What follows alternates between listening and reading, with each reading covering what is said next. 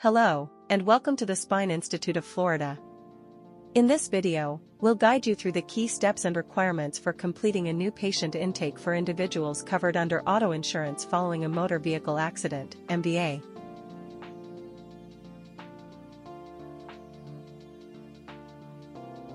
Before starting the encounter, make sure the patient has been checked in. If not, complete the check-in process, update their status to triage, and place them in a room in preparation for the visit. Once the patient is ready, click on their name to begin the interview portion of the visit. At the top of the screen, you'll see two octagon icons. Make sure both are green. If they're not, certain templates and information may not display correctly. Start by asking the patient where they're experiencing pain, whether it's in the neck, mid-back, or lower back. Based on their response, select the appropriate template and tap the arrow icon to merge it into the note. To begin documenting the patient's HPI, click on Spinal Condition. From here, fill out all known information such as encounter date, age, and sex. After, you may begin interviewing the patient using the template as a guide.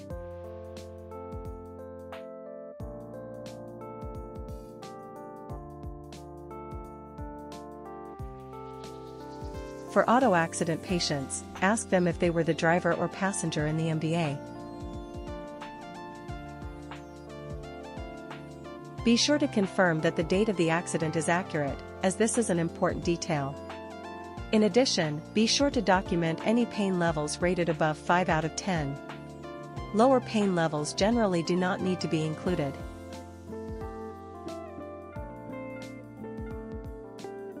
When asking the patient to describe their pain, start by asking whether it is constant or intermittent. Then ask if the pain feels sharp or dull. Follow up by asking if the pain radiates to any extremities.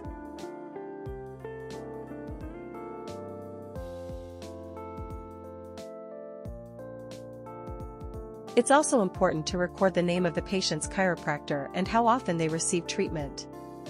This information plays a key role in building a complete and accurate chart, and it helps ensure the note is faxed to the appropriate provider.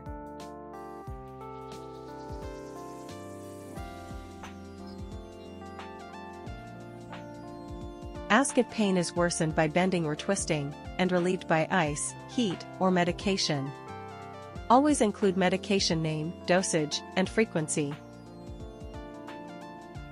At the bottom of the HPI, you may note where the MRI was obtained. Just remember to remove it after telling the doctor. Next, add the chiropractor as the referring physician so the clinical note can be sent to them later. Click on Info, then tap the three dots in the referring provider section. Search by the provider's last name, select their name, click OK, then hit Save.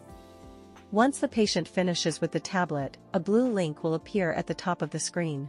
Click it, then select all the arrows to transfer the patient's information. Click on Current Medications, then select External RX History. When prompted, click Yes to confirm patient consent, and then hit Retrieve. Once the medication list populates, ask the patient to confirm what they're currently taking. Medical history should auto-populate, but if it doesn't, ask the patient if they have any common conditions such as high blood pressure or diabetes. Allergies must always be reviewed and verified, including the specific allergen, reaction, and severity.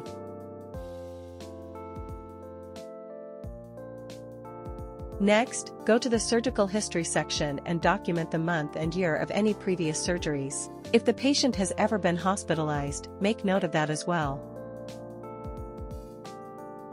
Family and social history should also auto-populate. If they don't, you can manually enter the information in the appropriate fields.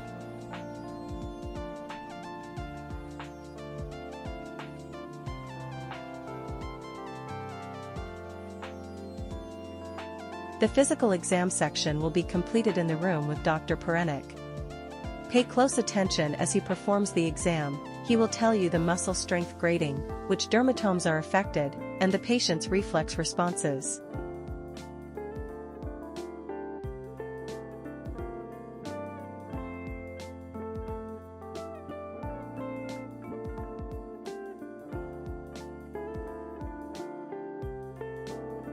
He will also provide the results of specific tests, such as Hoffman's, straight leg raise, Tinel's, and Phelan's.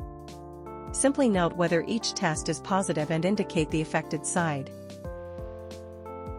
After the physical exam, he will interpret the MRI, CT, or X-ray findings.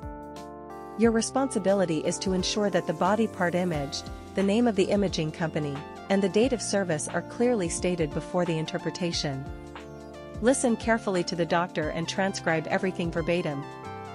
It's best to write in the box below first, then copy and paste the content into the correct section. This helps prevent any loss of information in case it doesn't save properly. For the treatment section, be sure to include today's date and specify which imaging was reviewed. The doctor will then provide his recommendation, which may involve surgery, additional imaging, or physical therapy. Now we will add imaging scripts based on the doctor's recommendation. Begin by going to the diagnostic imaging section, selecting your favorites, and choosing the appropriate images. It's important to ensure that all cervical, thoracic, and lumbar images have the correct diagnosis codes attached, as orders sent with incorrect codes will be rejected. For X-rays that require flexion and extension views, you can simply note this in the notes section of the script.